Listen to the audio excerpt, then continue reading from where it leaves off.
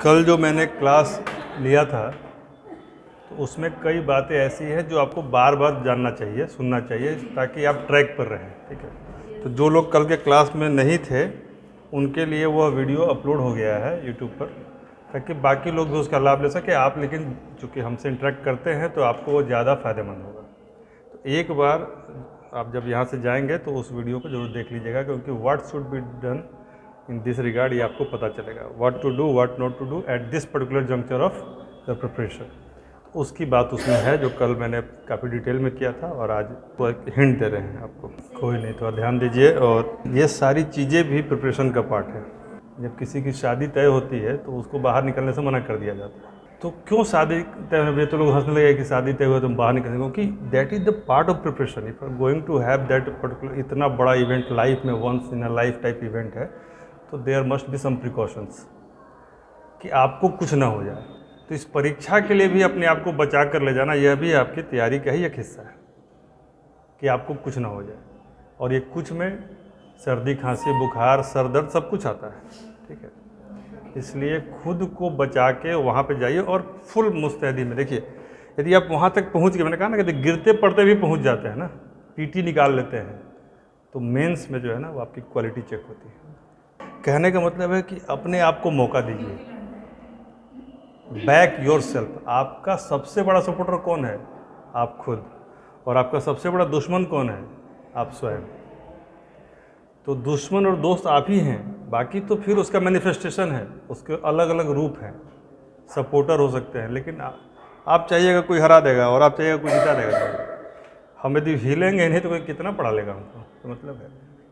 तो वो मैंने इसलिए कहा कि पीटी और मेंस दोनों कन्वर्ज कर रहे हैं। पहले क्या था, आइसोलेशन में आप तैयारी कर सकते थे, पीटी का अलग और मेंस का अलग। अभी जो सिचुएशन बन गया है, 10 दिन 15 दिन में मेंस हो जा रहा है, तो आपको पीटी और मेंस का एक साथ तैयारी करना है और उसमें कई चीज़ें आपकी कन्वर्ज करेंगी। ठीक है, तो हाँ, एक्सीडेंटल तो किसी चीज़ को आप अवॉइड नहीं कर सकते हैं, लेकिन कोशिश करना है कि थोड़ा सा स्वास्थ्य वगैरह प्रति सचेत रहें। बाकी सांख्यिकी आंकड़ा है, जैसे यदि 100 एक्सीडेंट होगा, 70 लोग रोड के किनारे रहते हैं और उन्हीं का एक्सीडेंट होता है। क्यों? लेकिन इस 70 में 90% लोग ऐसे होते हैं जो रोड के किनारे तो होते हैं, लेकिन होते हैं दुनिया के ऊपर। दिमाग कहीं और, दिल कहीं और, पैर कहीं और। इस पर नियंत्रण कीजिए। ठीक है ना? पता नहीं, जैसे हम कई बार रोड पे चलते हैं ना, तो अचानक लगेगा कोई पीछे से आ रहा है और जैसे मुड़िए तो लगा कि अब बचे। तो इतना अटेंटिव, आँख नहीं है पीछे, फिर भी आपको अवेयर होना है। जनरल अवेयरनेस की आप तैयारी कर रहे हैं, जनरल स्टडी की तैयारी नहीं कर रहे हैं, जनरल अवेयरनेस। अवेयरनेस का मतलब होता है कि आपके आगे पीछे क्या हो रहा है, और वही बढ़ते बढ़ते होता है कि देश दुनिया में क्या हो रहा है। सीमाओं के परे जब जाइएगा तो ज्ञान भी सीमा से परे जाएगी। और वैसे में आप फिर क्वाड पढ़ना शुरू करेंगे। क्या पढ़ना शुरू करेंगे? क्वाड। तो क्वाड मैंने काफ़ी अच्छे से आपको पढ़ाया हुआ था। क्वाड क्या है देख लो। और एक है न्यू क्वाड। कौन आया? इसका म्यूजिक आ गया। क्वाड एंड न्यू क्वाड, कोई दिक्कत? तो ये 2 वर्ड हैं। ठीक है, अब इसको मैंने पढ़ा दिया है, इसका एक हल्का सा हिंट करेंगे, ज़रूरत होगा तो बाद में इसको फिर से पढ़ाएंगे। आज हम बात करेंगे न्यू क्वाड की, जिसको हम लोग शॉर्ट में क्या बोलते हैं? I2 और U2। इसको लिखने के तरीके, I के बाद 2 होता है, I के बाद 2 और U के बाद 2। Quad is short form of quadrilateral. क्या हुआ? क्वाड मतलब क्वाड्रिलेटरल। तो क्या हुआ कि एक पैसिफिक और हिंद का, दोनों का रीजन में, एशिया पैसिफिक रीजन कह सकते हैं उसको, वहाँ पर एक नया तरह का गठबंधन बना। तो न्यू वर्ल्ड ऑर्डर में गठबंधन बनाने की एक तरह से होड़ है। कई तरह के, जैसे G7 बना, G8 है, G20, तमाम तरह के, नेटो, सारा सब संगठन है। क्योंकि कहा गया कि कलयुग में संघे शक्ति कलो युगे। क्या कहा गया? संघे शक्ति कलो युगे। यदि आप अपने आंसर को लिख रहे हैं क्वाड पर और उसमें कलो युगे, संघे शक्ति कलो युगे, यह संस्कृत का एक वाक्य है। इस कलयुग में संगठन में ही शक्ति है। तो यदि आप संगठन परक कोई निबंध लिख रहे हैं या फिर अपना आंसर लिख रहे हैं तो उसमें इस कोटेशन को डाल सकते हैं। संगठन में ही, कलयुग में, इस कलयुग में संगठन में ही शक्ति है। संघ शक्ति कलयुग। अब ये नहीं कि ये आरएसएस की बात नहीं कर रहा है, ये अलग बात है कि आरएसएस इसी से प्रभावित है। यानी जब वर्तमान काल में आप संगठन बनाएंगे तो यह आप शक्तिशाली होंगे। तभी ना संगठन बनाने के लिए पहुंच गया कौन? यूक्रेन पहुंच गया नेटो के पास। और कितना खतरनाक संगठन होगा कि जिसको रोकने के लिए रसिया पहुंच गया, उससे आगे गई, कुछ भी कर देगा। तो देखिए, एक संगठन में उसको जाने से रोकने के लिए कुछ भी कर रहा है, समझिए संगठन का पावर। तो संघ शक्ति कलयुग। तो 4 देशों ने मिलकर एक संगठन बनाया कि ठीक है, बहुत यहाँ पर जो है ना चीन दाएं बाएं कर रहा है, ऐसा करते हैं कि हम लोग एक संगठन बनाते हैं। कौन 4 देश थे?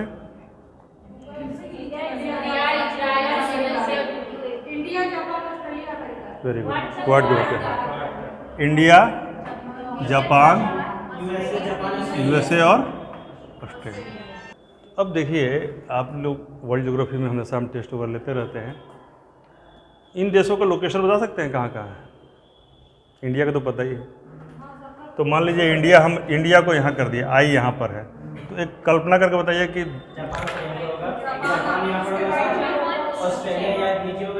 इतना ही को मानिए पूरा यदि है तो, और यहाँ तक, यहाँ पर तो उसको सब पता है। उधर नहीं, इधर यूएसए यहाँ पर है। जो यहाँ है वही यहाँ है। इसीलिए बेरिंग सागर यहाँ भी है, बेरिंग सागर यहाँ भी है। इसीलिए बोलते हैं मैप को खोल कर देखिए। ठीक है, तो अब इन सबको मिलाइए, बन गया क्वाड्रिलेटरल। इसीलिए इसका नाम पड़ा क्वाड। एक ऐसा समूह जिसको चारों कोनों को मिलाने पर तो कोई भी संगठन बनता है तो क्या टारगेट रहता है? द्विपक्षीय सहयोग और जो क्या होता है, बाइलेटरल कोऑपरेशन। और यहाँ पर क्या है? बहुपक्षीय सहयोग, मल्टीलैटरल। ठीक है, परस्पर एक दूसरे के हितों का सहयोग करना और जहाँ पे कमजोरी है वहाँ पे समर्थन करना। जनरल एक परसेप्शन है। क्या यहाँ पर केवल यही बात थी? ऐसे मान, आपको समझ में आ रही है? क्या नाम बताया था आपको? समझ में आ रही है बात कि there are 4 countries that are having multilateral tie-ups just to have the mutual cooperation at international level and have the food security, have the strategic relationship. To have all those good things, but there was a evil part of that. To have China at the isolation point, at least to control it, at least to contain it. क्योंकि China को रोकना इतना आसान नहीं है। 11 मुल्कों की police उसका इंतजार कर रही है, फिर भी वो रुकता नहीं है। तो समहाउ एक साइकिल, क्योंकि इसमें एक बाकी सब देशों पर आप नहीं करें, इसको मैंने अलग क्यों लिखा? मेन तो रणनीतिक यही ना है। कहीं ना कहीं ये बता रहा है कि आपका महत्व है, लेकिन इसे महत्वपूर्ण दिख कौन रहा है? वैसे आर्थिक तौर पर यह महत्वपूर्ण है, सामाजिक तौर पर, सांस्कृतिक तौर पर, हिस्टोरिकली का नहीं, ज़्यादा नहीं है। जापान नज़दीक है, इसलिए उसका कोई बेस पॉइंट बन सकता है। स्ट्रेटजिकली, सामरिकली कहा जाए तो यूएसए बड़ा है, और ये दोनों जो है ना, ये बेस पॉइंट के तौर पे ये भी यूज हो रहा है, क्योंकि इसके पास क्या है? न्यूक्लियर वेपन के लिए सबसे ज़रूरी जो चीज़ है वो इसके पास है। IAEA का पूरा जो मटेरियल है, मेन मटेरियल क्या है? यूरेनियम, वो उसका ये आपूर्ति करता है। न्यूक्लियर स्क्रैप जो सब ये है, सप्लायर ग्रुप है NSG, उसका यह हेड है। तो तमाम चीज़ें हैं, लेकिन आपको इसे शॉर्ट में हम जो पूरी बात तो बताएंगे आराम से, लेकिन शॉर्ट में समझिए कि इन लोगों ने एक रिलेशन बनाया। इसमें मेन फोकस इनका क्या है कि हम आपस में संबंधों को मजबूत करें, एक दूसरे को सहयोग करें, ताकि जब ज़रूरत पड़े तो सब मिलकर चाइना को धो सकें। और किस फ्रंट पे धो सके? केवल लड़ाई में नहीं, आर्थिक तौर पर। सबसे बड़ा, जैसे किसी को यदि कमज़ोर करना है तो उसे लड़ने की ज़रूरत क्या है, उसको आर्थिक तौर पर कमज़ोर कर दो। तो केवल जब भूखा है तो केवल भोजन का सोचेगा ना, और कुछ सोच पाएगा। तो इकोनॉमिक तौर कोऑपरेशन इसमें ज़्यादा है, ठीक है। तो ये एक बना था स्थिति। तो हुआ कि चलिए भाई चाइना के साइड में तो हमने कर दिया, अब एशिया के दूसरे वाले रीजन में भी ऐसा कुछ हो सकता है कि नहीं। अब इसके दूसरे वाले रीजन में जो बात आई, इसी तरह के 4 देश मिले। तो ये जो 4 देश मिले, इसमें 2 का नाम आई से शुरू होता है और 2 का नाम यू से, ठीक है। आई से कौन कौन से देश हैं? इंडिया और इजराइल। यू से कौन कौन से देश हैं? यूएसए और यूएई, ये इंडिया, ठीक है। तो ये 4 देश। तो I2 U2 के चारों देशों का नाम बताइए Neetu. What do you mean by I2 and U2? Sir एक में 2 सर बताए, एक इंडिया है और एक इंडिया के साथ कौन है? 2 आई है ना, आप बताइए। Israel, USA. ठीक है, I2 एंड U2। अब इनका फिर से जोग्राफिकल पोजीशन देखिए। इंडिया तो जहाँ है वहीं रहेगा। इजराइल कहाँ है? हैं? यदि ऐसे देखा जाए तो यदि इंडिया यहाँ पर नक्शा है तो इजराइल लगभग यहाँ पर आएगा, हैं? और यूएसए तो अभी भी वहीं पर है, लेकिन अभी यहाँ पर यदि आ गया तो यूएसए का ये वाला पार्ट ले लीजिए, ठीक है। और यूएई कहाँ पर है? यहाँ यूएई। तो यहाँ कोई क्वाड्रिलेटरल नहीं बन रहा, ये कोई क्वाड नहीं है। तो फिर इसे न्यू क्वाड क्यों कहा गया? हाँ, मोडस ऑपरेंडी के चलते। जो क्वाड का लक्ष्य था, इसके लक्ष्य लगभग सिमिलर है, तो यह क्वाड का एक नया रूप है, ठीक है। तो 4 देश ये हो गए। अब इनका एक बैठक हुआ, कब हुआ था? अक्टूबर में, अक्टूबर 2021 में, ठीक है ना। तो उसमें कौन भाग लिया था भारत तरफ से? और इधर रिसेंटली इसका एक हुआ है वर्चुअल मीट, उसमें भारत तरफ से कौन भाग लिया है? मोदी, ठीक है। तो उसमें कौन कौन लोग भाग लिए, यह भी कई बार पीटी के लिए इन्फॉर्मेशन है, लेकिन यदि आप मेंस में लिखेंगे तो अच्छा भी लग सकता है। एक आध जगह यदि कहीं आपने कोटेशन दे दिया तो लिखिए। इसके वर्चुअल जो मीटिंग हुई उसमें भारत के जैसे प्रधानमंत्री नरेंद्र मोदी, अमेरिका तरफ से कौन? जो बाइडेन, और इजराइल के पीएम। मतलब मान लीजिए पीटी में इजराइल का पीएम पूछ दे तो लोग सोचे कि हड़बड़ा जाएंगे कि भाई इजराइल का पीएम पूछ दिया। नहीं, वो तो कल बना है ना, लेकिन कल ही बना है। प्रधानमंत्री पूछ रहे हैं इजराइल का पीएम। बोलिए, any one from online?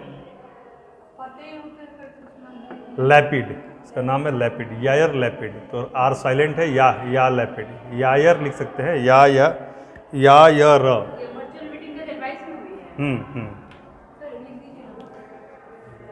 Lapid है, सॉरी। इंडिया तो हो गया, मोदी जी हैं, ठीक है। इजराइल का है यायर लैपिड, ठीक है। यूएई के कौन हैं? मोहम्मद बिन जायद अल नहयान, इनसे हम मिले हुए हैं। मोहम्मद बिन जायद अल नहयान, मोहम्मद बिन जायद अल नहयान, ठीक है। और वैसे तो जो बाइडेन या बिडेन, ठीक है। तो I2 U2 में 4 लोग, चारों की जो मीटिंग हुई है, दूसरी मीटिंग है इसके पहले जयशंकर के लोग, लेकिन उस समय वो I2 U2 था नहीं। बेसिकली जब पहली मीटिंग हुई थी तो वह I2 नहीं था, वो एक फोरम था, फोरम ऑन इकोनॉमिक कोऑपरेशन। यानी कि जब, और तभी यह महसूस किया गया कि ऐसा एक फोरम बन सकता है, ठीक है। तो पहली बार अक्टूबर 21 में एक मीटिंग हुई, लेकिन उस समय इसका नाम I2U2 करके नहीं था। जो बाइडेन ने एक भाषण में इस नाम को पहली बार जिक्र किया, इस वर्ड को यूज़ किया और फिर से यह सबके लिए एक्सेप्टेबल हो गया। ठीक है, अब इसमें जो बात आप लोग को समझनी है, याद करनी है और अभी सुनाना है वापस, वह 6 चीज़ें हैं। 6 वर्ड याद करके और सब लोग को बता देना है।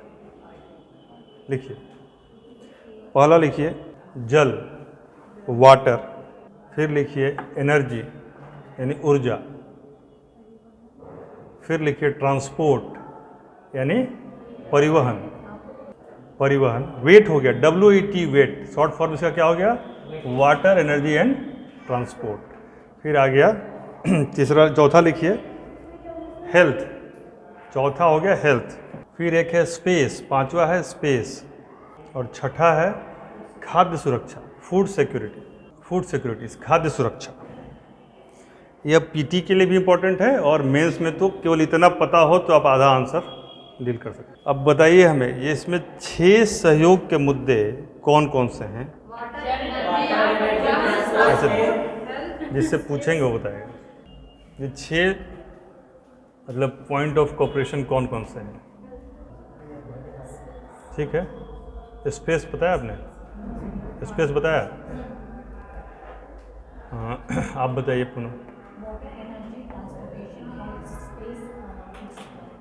ठीक है, तो अब आपको क्या हुआ, एक यहाँ पर एक पॉइंट बना। अब यदि चार्ट बनाना होगा तो आप बना सकते हैं ना, ऐसा ऐसा चार्ट बन सकता है कि यहाँ पर आप पॉइंट ऑफ कोऑपरेशन लिख के और ऐसे ऐसे ऐसे करके बना सकते हैं, सुंदर भी लगेगा।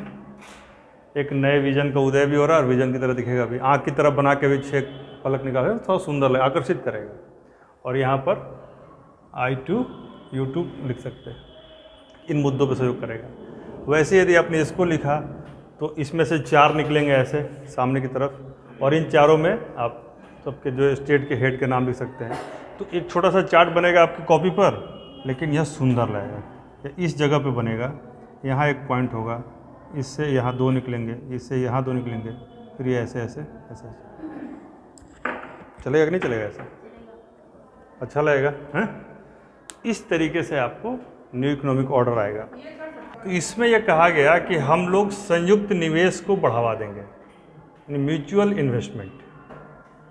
जैसे ऐसा नहीं है कि चारों देश एक ही जगह करेगा, 2-2 करके भी कर सकते हैं, आपस में कर सकते हैं।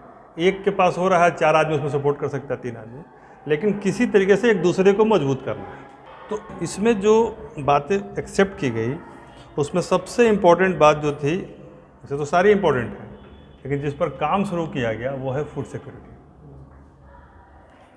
और अच्छा इसलिए है कि भारत को चुना गया कि भारत की फूड सिक्योरिटी को सपोर्ट करने के लिए वहाँ पर फूड पार्क बनाए जाएंगे, और फूड पार्क बनाने के लिए ज़मीन भारत देगा, भारत में होगा तो ज़मीन भारत ही देगा, और कॉपरेशन शुरुआत करेगा इजराइल और ये बाकी सब देश कोऑपरेट करेंगे। ठीक है ना?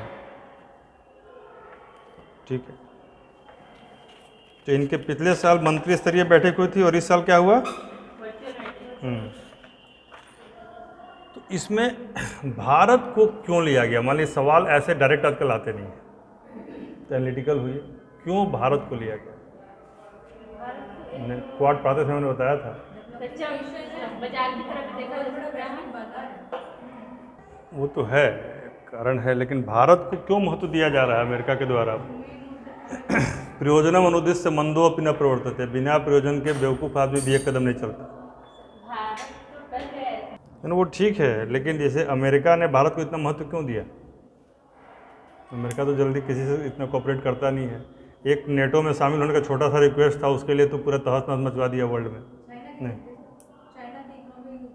देखिए हमने जब बताया था आपको, रूस यूक्रेन जब पढ़ा रहे थे तो उसमें बताया था कि भारत एक बहुत ही बड़ा डेमोक्रेसी है। वर्ल्ड का सबसे बड़ा डेमोक्रेसी कौन है? इंडिया है। सबसे पुराना भले अपने आप को कौन कह रहा है, लेकिन हम भी ही सबसे पुराने हैं, क्योंकि डेमोक्रेसी का जड़ उत्पन्न हमारे यहाँ हुआ, और सबसे अधिक जनसंख्या का बोझ हमारे पास है अभी कि संसाधन है। जैसा डेवलपमेंट किया जाए बोझ संसाधन भी बन सकता है। तो सबसे बड़ी डेमोक्रेसी यदि किसी बात में आपके साथ होगी तो पूरे दुनिया को समझाने में सुविधा होगी।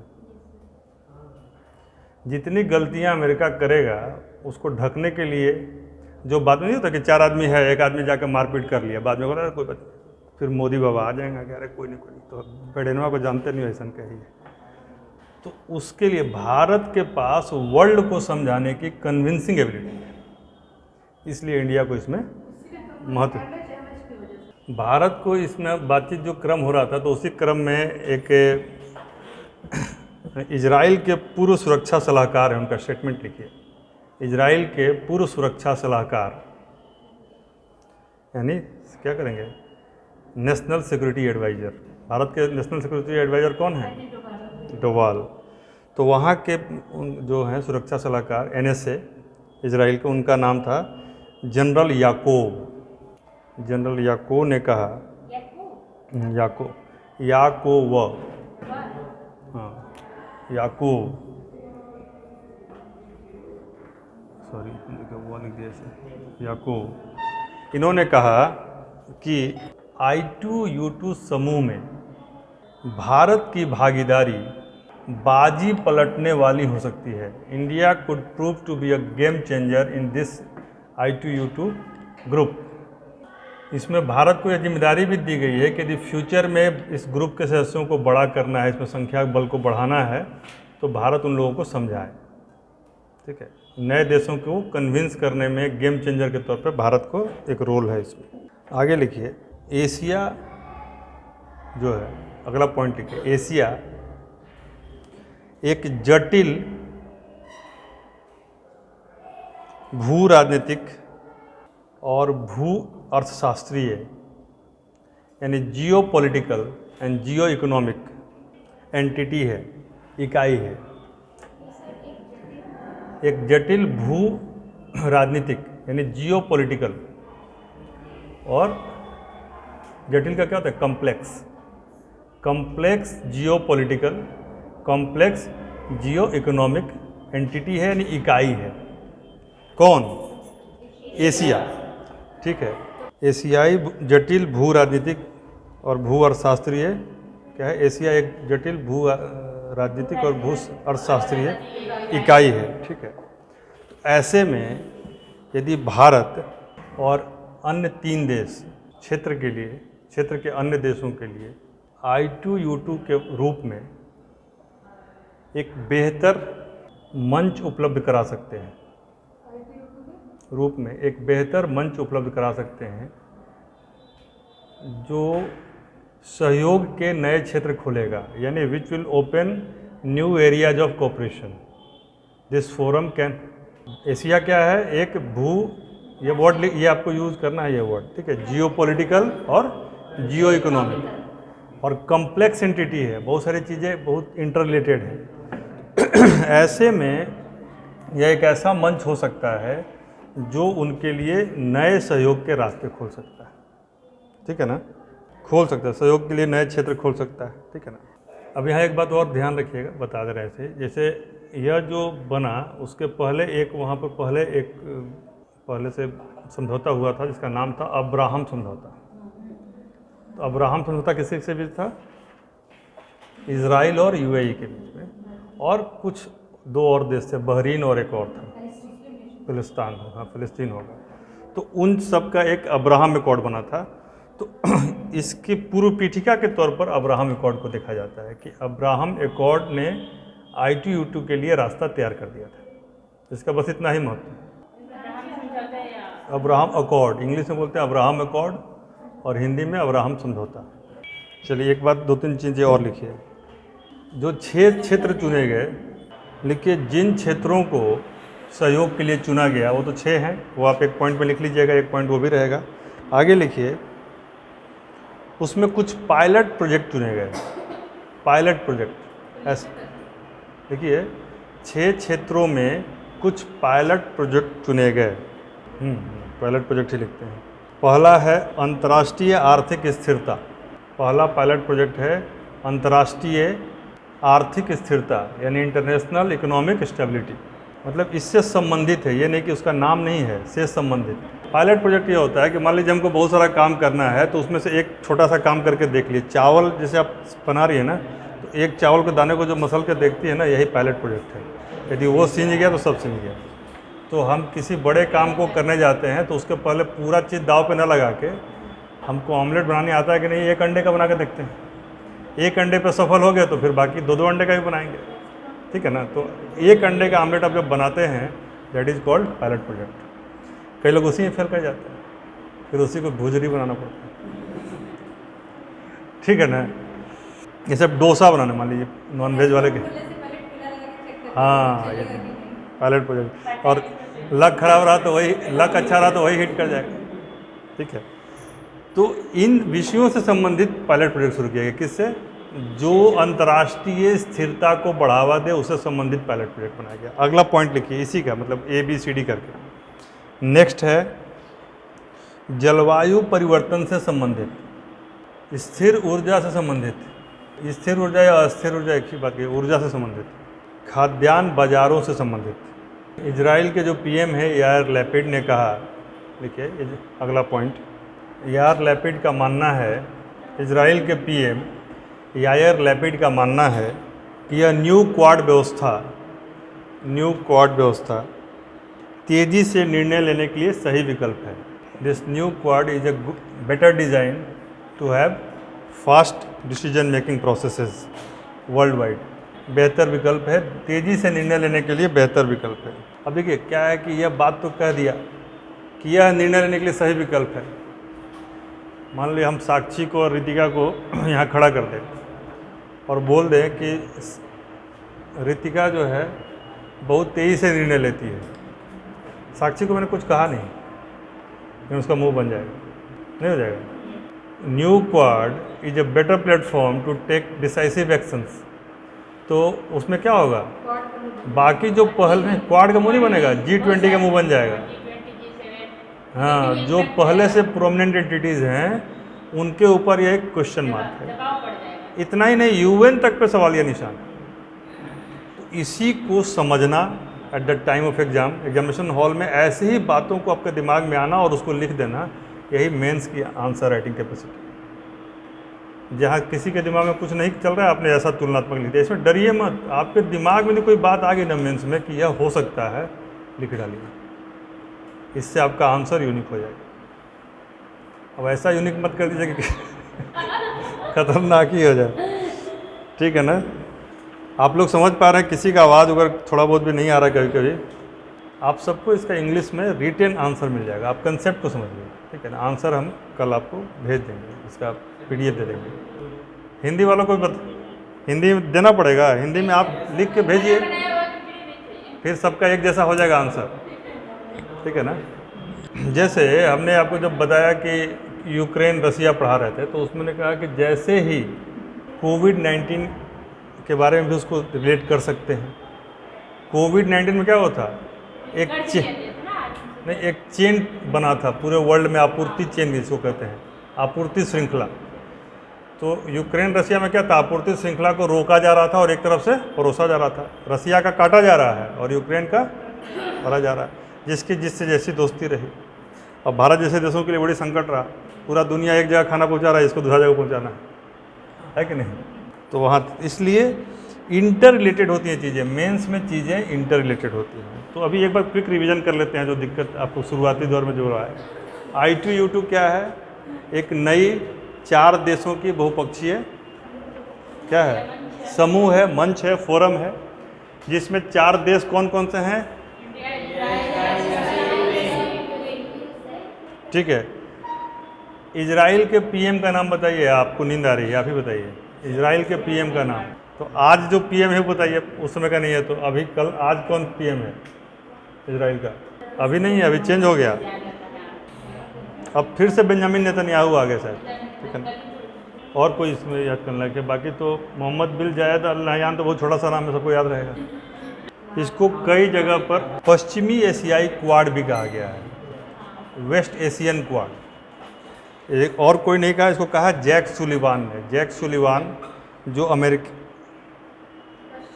अमेरिका के वर्तमान सुरक्षा सलाहकार हैं। सुरक्षा सलाहकार जैक सुलिवान ने इसको क्या कहा? पश्चिमी एशियाई क्वाड कहा। जैक सुलिवान सुरक्षा सलाहकार अमेरिका के हैं, जैक सुलिवान, ठीक है। देखिए 2-3 बातें समझिए।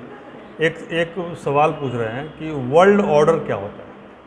व्हाट इज वर्ल्ड, मैंने कल कहा था, आप लोग समझ के आइएगा। What is world order? जिन लोग का इंग्लिश मीडियम है कम से कम वो समझाएं, सवाल अंग्रेजी में है। अच्छा, कभी आपने सुना है कि ऐसे सरकारें बदलती हैं तो बोलता है कि अब लॉ एंड ऑर्डर गड़बड़ा गया? तो लॉ तो सब लोग जानते हैं, ऑर्डर क्या होता है? यहाँ ऑर्डर का मतलब आदेश होता है क्या यहाँ पर? तो कानून मतलब लॉ और ऑर्डर मतलब व्यवस्था, कानून व्यवस्था। जैसे हम लोग जब पढ़ते थे तो किसी के कमरे में गए, बहुत किताबें एकदम अरेंज वे में रखी गई, मतलब बहुत व्यवस्थित है, और किसी के यहाँ गए तो उसका हर बार वैसा ही फैला बिखरा, एकदम उजड़ा बिखरा टाइप से पड़ा हुआ है। तो वहाँ भी हम लोग कहते थे शालीनता से कि हाँ अव्यवस्था व्यवस्थित है। क्या है? अव्यवस्था व्यवस्थित हो चुकी है, यानी कि जो है वो मेंटेन है। तो लॉ एंड ऑर्डर क्या होता है कि जो चीज़ जैसा होना चाहिए उसको मेंटेन करने के लिए जिस कानून और जिन नियमों का सहारा लेना पड़ता है उसको क्या कहते हैं? ऑर्डर। तो हम वर्ल्ड ऑर्डर की बात कर रहे हैं, यानी वैश्विक व्यवस्था।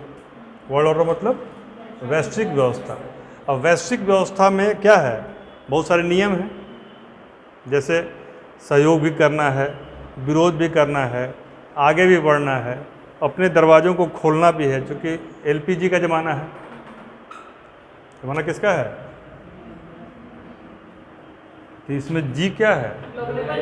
ग्लोबलाइजेशन। तो जी कब होगा? जब सब आपको दरवाज़ा खोलना भी है और अपने प्रोडक्ट्स को बचाना भी है। अब आप किसी को रोक नहीं सकते हैं कि भाई आके बेचो मत, तो कम से कम ये कह सकते हैं कि आके यहीं बनाओ, ठीक है ना?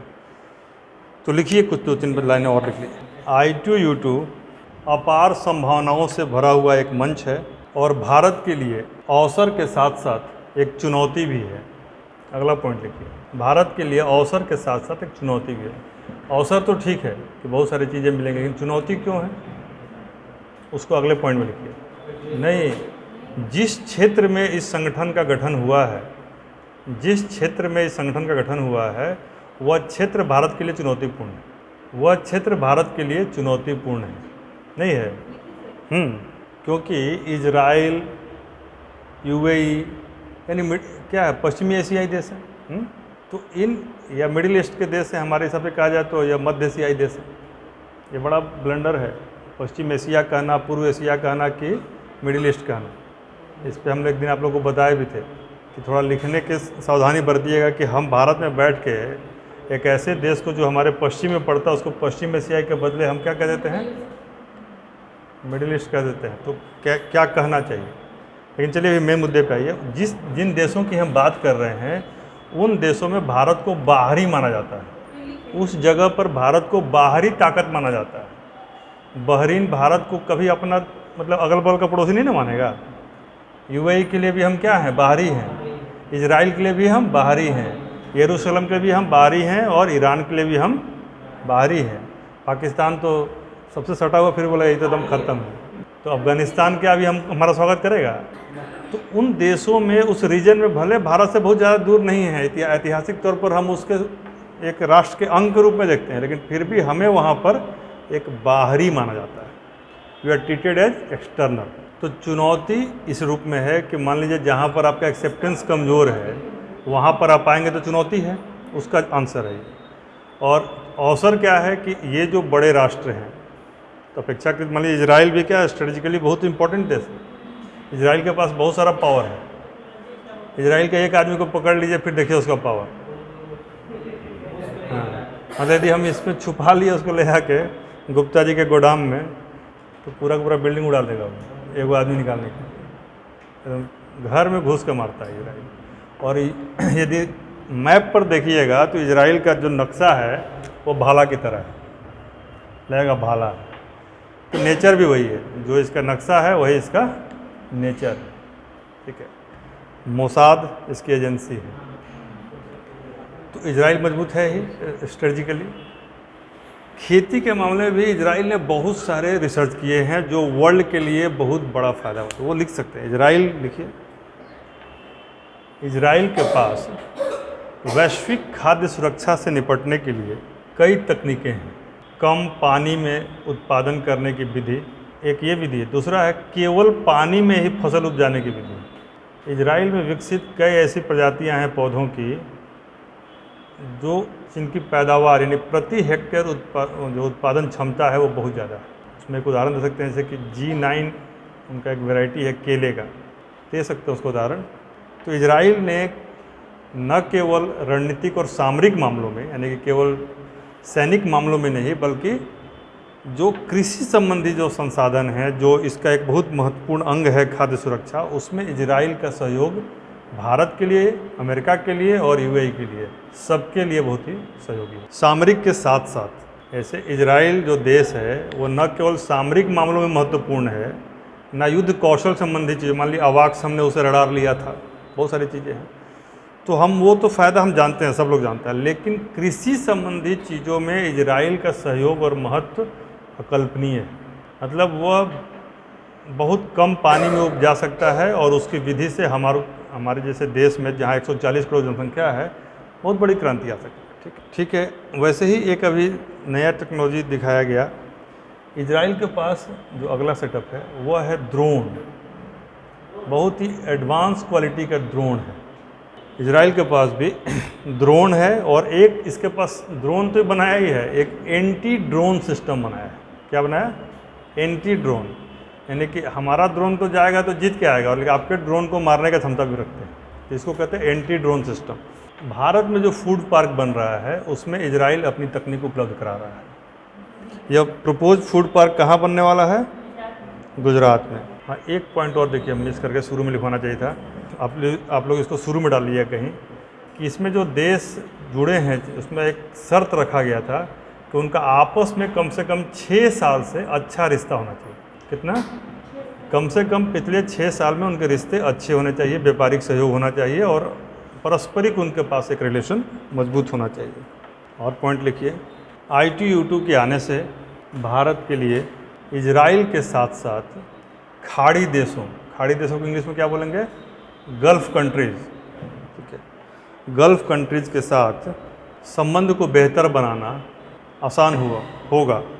इतना ही नहीं, आगे लिखिए, इतना ही नहीं, अमेरिका के साथ बेहतर रिश्ते बनाकर भारत अपनी आर्थिक और सामरिक स्थिति को मजबूत कर सकता है।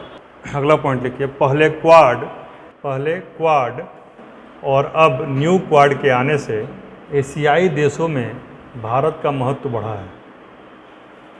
पहले क्वाड और अब न्यू क्वाड के आने से महत्व बढ़ा है।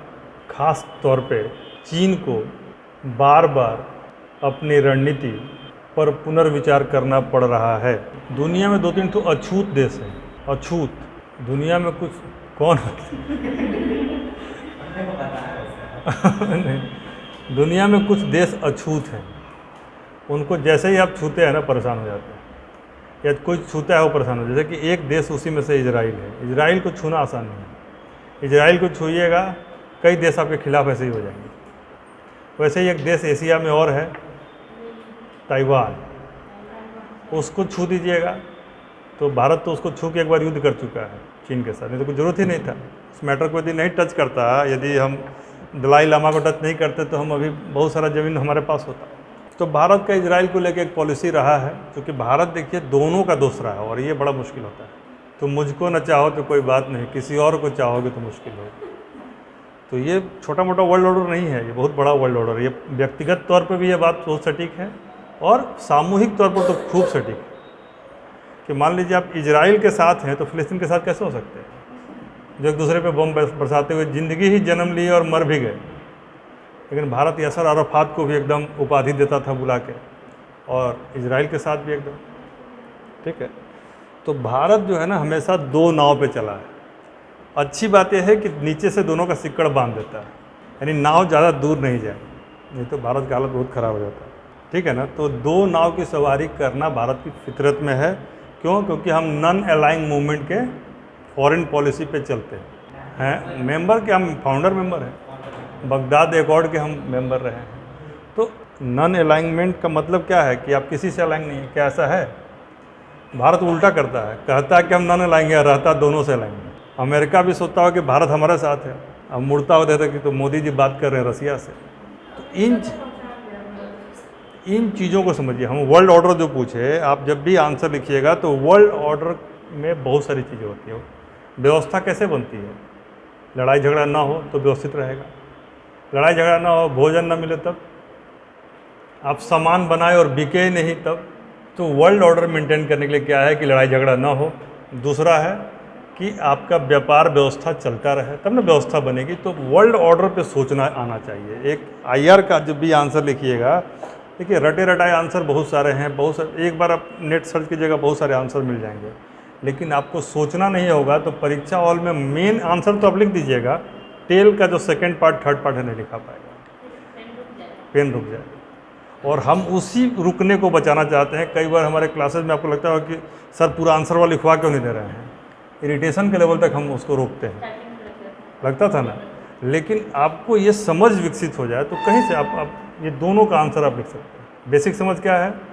चाइना को काउंटर करना है, किसको? इंडिया को भी करना है और अमेरिका को भी करना है। और दिखाना क्या है कि हम लोग म्यूचुअल कोऑपरेशन करें। तो म्यूचुअल कोऑपरेशन के कितने क्षेत्र हो सकते हैं? 6 क्षेत्र का नाम बताइए। ये 6 पॉइंट याद होना चाहिए। अब इन 6 में कुछ पायलट पे है जो काम चल रहा है, खाद्य सुरक्षा उसमें ऊपर है, बाकी 2-3 मैंने और लिखवाया है, जलवायु परिवर्तन तमाम चीज़ें हैं।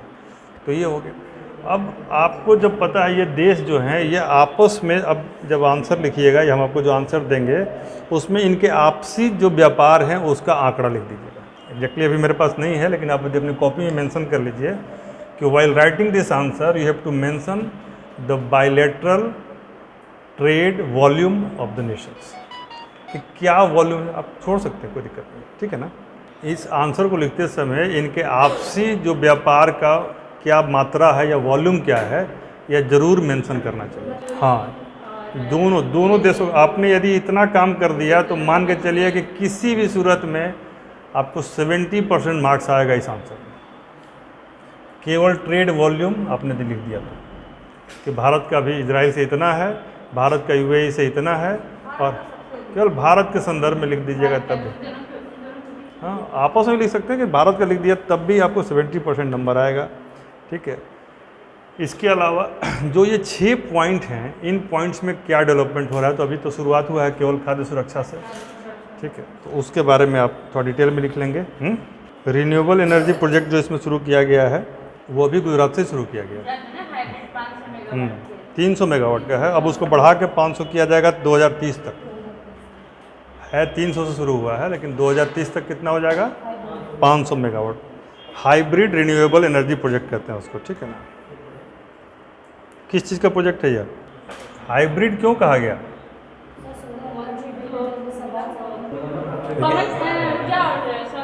अब जाके सही। हाइब्रिड मतलब दो, एक सिंगुलर रहता तो हो जाता सौर ऊर्जा। सौर ऊर्जा भी है और पवन ऊर्जा भी, यानी विंड एनर्जी भी है और सोलर एनर्जी भी है, इसलिए उसको हाइब्रिड कहा गया। तो इसके पायलट प्रोजेक्ट में जो एक प्रोजेक्ट चल रहा है वो यह भी है, ठीक है।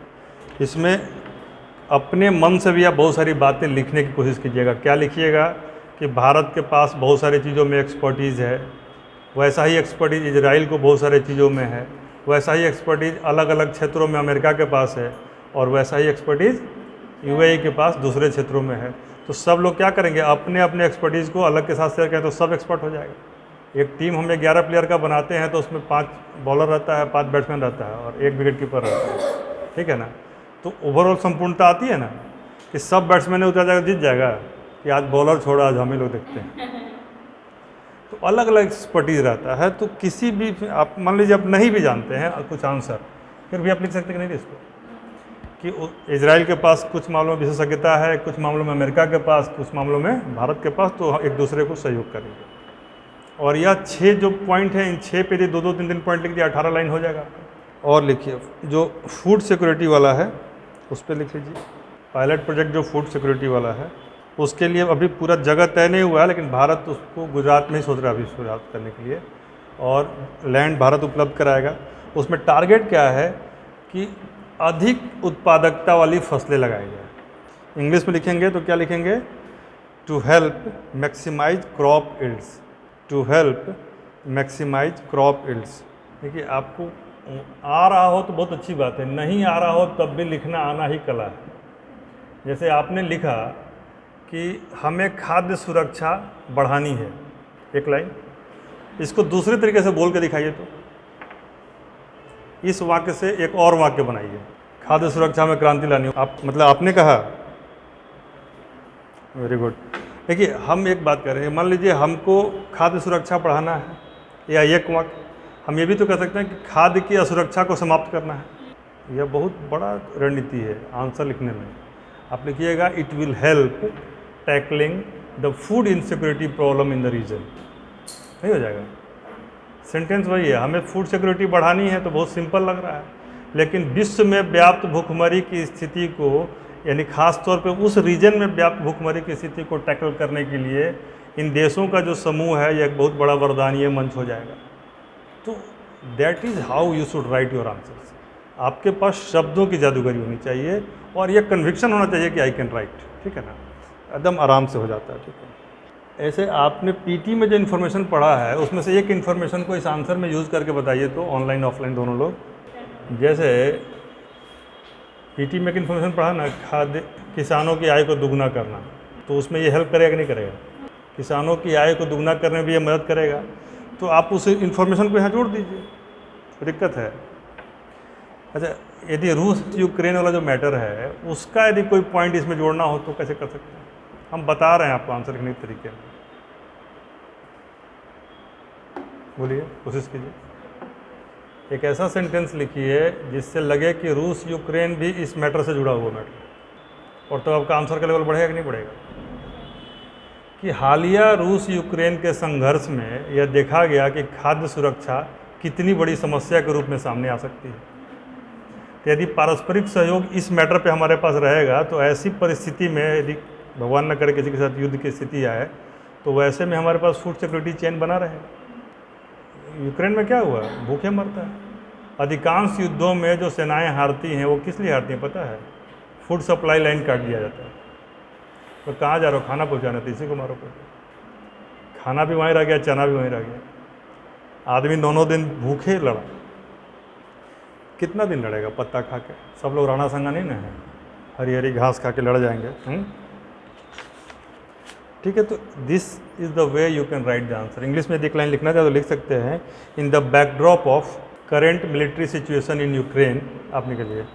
The importance of food and energy sector was felt very badly, felt very badly, felt very very badly। यदि हम आपसे पूछें कि अभी वर्तमान विश्व में क्या क्या चुनौतियां हैं, वो तो है नहीं, वो तो यूज करना, लेकिन दिवंगत की तरह हर जगह नहीं। वर्तमान में जो समस्याएं वर्ल्ड लेवल पे सोचना शुरू कीजिएगा ना, तो जब भी बैठिएगा, हम लोग एक आध ऐसे मीटिंग में बैठे हैं, मैं संजोग से आप लोग को पढ़ा रहे हैं, लेकिन हमारे पास ये अनुभव भी है कि हमने इजराइल के एम्बेसडर का इंटरव्यू लिया हुआ है। तो उन लोगों से जब बात कीजिएगा ना, तो लगेगा कि भोजन पानी ये सब कोई समस्या ही नहीं। उनके लिए सबसे बड़ी समस्या क्या है? वो global warming and climate change, you don't know that this. तो इस तरीके से लोग बोलता है, मतलब शुरू करता है तो ग्लोबल, सबसे अधिक अपने गर्मी फैलाएगा, बोलेगा भी तो गर्म गर्म हवा छोड़ेगा। तो ग्लोबल वार्मिंग लोगों का कैस्केडिंग इफेक्ट है। लेकिन क्या है, they want to have those in control who are not doing the same. हम करते रहें और आप न करें। देखिएगा, जो गलत गाड़ी चलाता है ना, उसके सामने वो ऐसे ही गलती करके गाड़ी चलाए तो बड़ी परेशान हो जाता है। तो वर्ल्ड ऑर्डर में जो समस्याएं हैं, भारतीय ऑर्डर में तो चलिए एक भूखमरी की समस्या वैश्विक है, लेकिन बड़ी समस्या है क्लाइमेट चेंज। लिख लीजिए, यदि चैलेंजेज आएंगे तो क्या आएगा? सबसे बड़ा चैलेंज क्या है? Climate change. सेकेंड सबसे बड़ा प्रॉब्लम है हेल्थ केयर। सेकंड तो नहीं कहेंगे, थर्ड पर आएगा। सेकंड पर आएगा energy. Climate change, then energy. Energy के बाद हेल्थ केयर, और जनरल पूरे वर्ल्ड को क्या चाहिए? भोजन। तो आप इस आंसर को लिखते समय जब 6 पॉइंट ऑफ कोऑपरेशन लिखेंगे, 4 चैलेंजेस भी लिखिएगा। कौन कौन? Food security, climate change, energy and. तो यदि आपने क्वाड का पूरा इतिहास लिखा पीछे से, फिर अब्राहम लिखा, उसके बाद ये चारों देशों के नाम लिखे, फिर इनके 2 समिट बताए, कौन कौन लोग उसमें शामिल होने गए वो बताए, फिर 6 सेक्टर्स लिखे, फिर 4 चैलेंजेस लिखे, और फिर उदाहरण दिए कहाँ कहाँ पायलट प्रोजेक्ट चल रहे हैं, और उसके बाद कुछ अपनी बातें लिखी। तो क्या आपका आंसर कंप्लीट नहीं होगा? और किसी भी एंगल से जब आएगा, जब आपको इतनी बातें समझ में आ रही हैं, तो हर बात पे 2-2 लाइन लिखिएगा। तो आपको कितना आंसर आप लोग लिख पा रहे थे? मेंस में भी गए थे तो बताइए, कितने पेज में एक आंसर लिख पा रहे थे? 4 साढ़े 4। तो 4.5 पेज आपको लिखना है, लेकिन भरना नहीं है, ठीक है ना? लिखना है, जो लिखिए एकदम सोना लिखिए, खरा सोना। तो बताइए कौन सा सेंटेंस आप इसमें डाल सकते हैं? जैसे किसी का कोटेशन से आपको यदि भूमिका स्टार्ट करनी है तो क्या वो कोटेशन डाल सकते हैं? हाँ, अपना तारीफ। नहीं, मैंने इस क्लास के शुरुआत में कहा था कि एक सेंटेंस डालना, और अपने मन से कुछ बात बताइए जो इसके स्टार्टअप में आप लिख सकते हैं, कोई उदाहरण। कोई सोशियोलॉजी का स्टूडेंट नहीं है पब्लिक एड का जो गॉर्डन चाइल्ड को पढ़ा हो, जिसने CM जोड को पढ़ा हो, या पॉलिटिकल साइंस के लोग भी बोल सकते हैं, तुम भी बोल सकते हो। कोई फिलॉसफी का हो तो कोई किड्स को भी बोल सकता है। बहुत सारी चीज़ें हैं, जिसने लिटरेचर पढ़ा है वो इट्स को भी बोल सकता है, ठीक है? आप किसी एक सेंटेंस को, जब वर्ल्ड ऑर्डर का आंसर लिखिए तो एक लाइन जरूर लिखिए, हमें सारा काम अच्छा करना चाहिए। ऐसा यदि किसी सेंटेंस, कोई ऐसा सवाल है जिसका कंक्लूजन इससे नहीं होता है? हमें सारे अच्छे काम करने चाहिए ना, कंक्लूजन है। तो ऋग्वेद में कहा गया है आ नो भद्रा क्रतवो यंतु विश्वतः। क्या कहा गया है? आ नो भद्रा क्रतवो यंतु विश्वतः। आ नो भद्रा क्रतवो यंतु विश्वतः। आनु भद्रा क्रतवो यंतु विश्वतः। इसका इंग्लिश होता है let the noble thoughts, GTH क्या होगा? G thoughts, let the noble thoughts come to our mind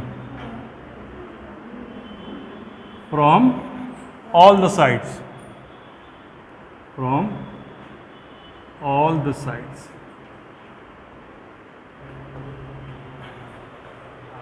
ठीक है?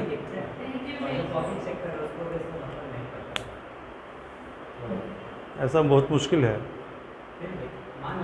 ऐसा कैसे? आप जब लिखेंगे तो हिंदी लिखेंगे तो जैसे संस्कृत लिखेंगे ना, तो बगल में हिंदी लिखेंगे ब्रैकेट में, कि सभी दिशाएं से अच्छी बातें, अच्छे विचार हमारे मस्तिष्क में प्रवेश करें।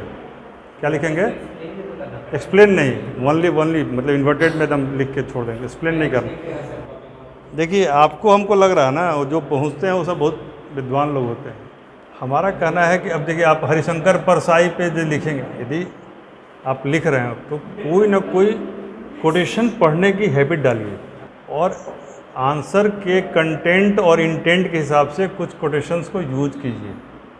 यह हमेशा रिवार्डिंग होता है, ठीक है? जैसे या तो आप हिंदी में पढ़ेंगे, इंग्लिश में पढ़ेंगे, लेकिन दोनों के लिए कॉमन क्या है? संस्कृत। जैसे यदि कहना हो कि ऐसे बहुत कम होते हैं कि जो बात अच्छी हो वो फ़ायदेमंद भी हो, होता है ना? ऐसी दवाई बहुत कम होती है ना जो मीठी भी लगे और फ़ायदा भी करे।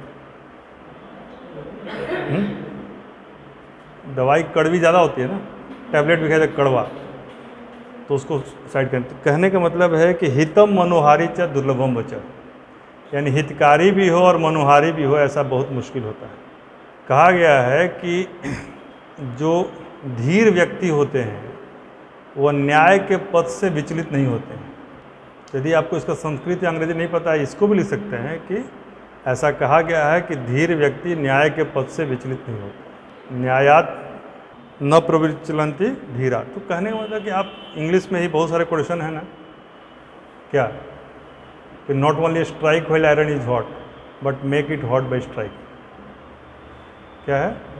Not only strike while iron is hot but make it hot by striking. तो यदि आपको कहीं ऐसा लिखना है, कोई निबंध ही आप लिख रहे हैं हिंदी वाले में ही, इंग्लिश वाले में ही आपको लिखना है, तो यू कैन यूज़ दैट। कहीं ऐसा इंटेंशन है जहाँ पर कि यह बात फिट हो सकती है, नहीं कि अब दिवंगत सब जानते हैं तो कहीं ना कहीं फिट करना है तो आपका दिवंगत पुत्र लिख दिया, ये नहीं लिखना है। लेकिन इंटेंट जहाँ पर हो तो कंटेंट में आप एड ऑन कर सकते हैं। जैसे कहीं पर राष्ट्रभक्ति की बात आए तो एक आध सेंटेंस बोल के दिखाइए, हाँ ये लाइन यूज होता है, आंसर में ये लाइनें यूज होती हैं, ठीक है ना, अच्छा रहता है। जैसे भारत विश्व को सिखा सकता है, भारत के पास कैपेसिटी है सिखाने की, और भारत स्रोत रहा है ज्ञान का, भारत स्रोत रहा है, सोर्स रहा है किस चीज़ का, उत्पादन का, आर्थिक विकास का, नई प्रणालियों के उद्भव का, ये क्या रहा है, भारत स्रोत रहा है। तो तूने जो दिखलाई मैं भी दिखला सकता हूँ, चाहे तो कुछ नई कलाएं भी सिखला सकता हूँ। ये कब कहा था, किसने कहा था? कर्ण ने किससे कहा था? अर्जुन से। कि रणभूमि में अर्जुन था जब समा अनोखा बांधे, बड़ा भीड़ भीतर से कर्ण सरासर सांध। तब कहा कि तूने जो दिखलाई मैं भी दिखला सकता हूँ, चाहे तो कुछ नई कलाएं भी सिखला सकता हूँ। कहने का अर्थ है कि कम से कम आप लोग जैसे नेट पे डालिएगा ना बेस्ट कोटेशंस, और सेंटिमेंट डालिएगा तो कुछ कोटेशंस आ जाएंगे, जो आपके सेंटिमेंट को मैच करे वैसे कोटेशंस को लिख लीजिए क्वेश्चन के हिसाब से। खास करके अर्थशास्त्र में जो दो देशों के बीच संबंध के बारे में कहा गया, जैसा क्या कहा गया, दुश्मन का दुश्मन दोस्त होता है, और दोस्त का दुश्मन दुश्मन होता है, और दोस्त का दोस्त, यही तीन सिद्धांत। इन तीनों सिद्धांतों को कलेक्टिवली कहते हैं मंडल सिद्धांत। दुश्मन का दुश्मन दोस्त, दोस्त का दोस्त दोस्त, और दोस्त का दुश्मन दुश्मन, ठीक है। दोस्त का दुश्मन दोस्त, पीठ मुंह में राम बगल में छोड़ी। तो ये जो तीन सिद्धांत है, इसको अर्थशास्त्र ने कहा, कौटिल्य के अर्थशास्त्र में कहा गया मंडल सिद्धांत, अर्थशास्त्र में कहा गया। तो वैसे ही एक साउथ की किताब है, तिरुवल्लुवर की लिखी हुई किताब है तिरुकुरल, उसके कोटेशंस जितने भी आज तक भारत के वित्त मंत्री साउथ से हुए हैं, या भारत के जो राष्ट्रपति थे कलाम साहब साउथ के, ये लोग अपने शपथ में या जब भी भाषण देते थे तो पहला लाइन ये लोग तिरुकुलर का ही बोलते, तिरुवल्लुवर का ही, तिरुकुरल, तिरुकुरल। जैसे खाद्य सुरक्षा पे आप लिख रहे हो और मुंशी प्रेमचंद का कोई कोटेशन लिख दे, सेवा सदन से उठा के, गोदाम से उठा के, या कफन से उठा के, कैसी भूख होगी कि मतलब कफन का जो पैसा है वो जलेबी खा गया। पढ़े आप? नहीं पढ़े। तो भूख जो है कफन पे भारी पड़ गया, वही ना कहानी है। यदि मान लीजिए आप चाइल्ड एब्यूज़ पे लिख रहे हैं, वुमेन के एक्सप्लॉयटेशन पे लिख रहे हैं, और आपने सेवा सदन का कोई उदाहरण दे दिया, दिव्या का उदाहरण दे दिया, एक आध लाइन बोल दिया उसके बारे में, तो आपका वो लाइन यदि एग्जामिनर को जज गया तो समझिए कि 5-7 नंबर का फ़र्क पड़ गया। तो कुछ हमने लिखवाया हुआ आपको, जैसे कुछ ये दार्शनिक हैं, जैसे कांट हैं, दांते हैं, ठीक है, इन सब का आपको कुछ कोटेशन होना चाहिए। वैसे आप लोग परेशान मत हुए, इतनी बातें जो हम बोल रहे हैं ये सारी चीज़ें हम कुछ जो है हमको एक बार कल रिमाइंडर दे दीजिएगा मेल इस पर व्हाट्सएप पर, हम आप लोग को कुछ एक जगह करके दे देंगे, और आप लोग समय पर उसको यूज़ करके कुछ आंसर लिख के दिखाइएगा। बहुत ज़्यादा यूज़ नहीं करना है, चटनी जो है चटनी की तरह ही होना चाहिए। अब नहीं कि चावल दाल बना नहीं, खाली चटनी परोस दिए 3-4 तरीके का, तो मन खट्टा मीठा हो जाएगा लेकिन भरेगा नहीं, ठीक है ना। 56 भोग बना हो, 55 भोग तैयार हो, चावल नहीं बना हो तो मज़ा नहीं आएगा, ठीक है ना। ठीक है, तो आप लोगों को क्या करना है कि इन सब के आंसर्स आपको लिख के भेजने हैं, अपने से लिखना है, हमको दिखाना है यहाँ पर, जो लोग सुन रहे हैं वो हमको भेजेंगे, और इंग्लिश वालों को हम एक रिटन स्क्रिप्ट इसका दे देंगे, सो दैट कि चूँकि हिंदी। हाँ, क्वेश्चन लिखिए, क्या I2U2 क्वाड का ही विस्तार है? ठीक है, नेक्स्ट इसी का टेल लिखिए, साथ ही यह भी बताएं कि वैश्विक खाद्य सुरक्षा से निपटने में मात्र 4 देश कैसे सहायक हो सकते हैं? Is I2U2 is extension of Quad? How can only 4 countries how can only 4 countries overcome universal food insecurity? तो इन चारों देशों का जो भी हिस्सा होगा जो उपलब्ध अब ये होगा, यूनिक सवाल हो गया, आप इसको लिखिएगा तो आपका कंसेप्ट एकदम जो हमने बताया उस पर क्लियर हो जाएगा। अगला जो कल हम पढ़ाएंगे आपको COP27 पढ़ाएंगे। COP27, COP26 हो चुका है, COP27 के बारे में पढ़ाएंगे और एक फुल आंसर लिखवाएंगे जिसमें COP26 की बात होगी और आगे के टारगेट सेट होंगे। ठीक है, आप लोग अपडेटेड रहिए। COP27 कल पढ़ाएंगे, आज आप लोग का ये कंप्लीट हुआ, लेकिन ये पढ़ाएंगे तभी जब कल तक आप लोग का इसका आंसर आ जाएगा हमारे पास।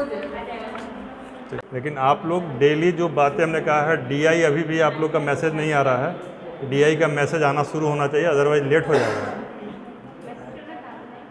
नहीं, मैसेज बनाते हैं तो मैसेज कीजिए, एक 3 वर्ड तो लिखना है और कॉपी करके रखे रहिए। ठीक है उमेश, ओके बाय।